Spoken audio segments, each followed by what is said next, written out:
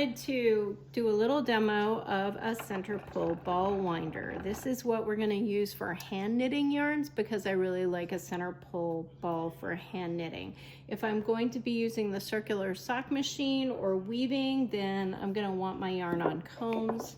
So I'm going to use a cone winder, which is a very different thing, and the cones come off from the outside, but a center pull ball, again, is what I always want if I'm going to be hand knitting.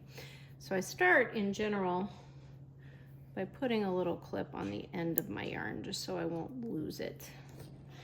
And then I will usually loop it around a little bit, and I actually use a piece of Scotch tape to keep it on top, simply so that it is not going to randomly get caught in the ball, which has happened to me before. I'm then going to wind it through the little guide, which is a very important step. If you don't do this, you'll get a big mess. And then I'm going to use one hand to sort of tension the yarn and keep it not super tight, but at least under a little bit of tension. And then it doesn't matter which direction I crank, but I have to be consistent in cranking in the same direction.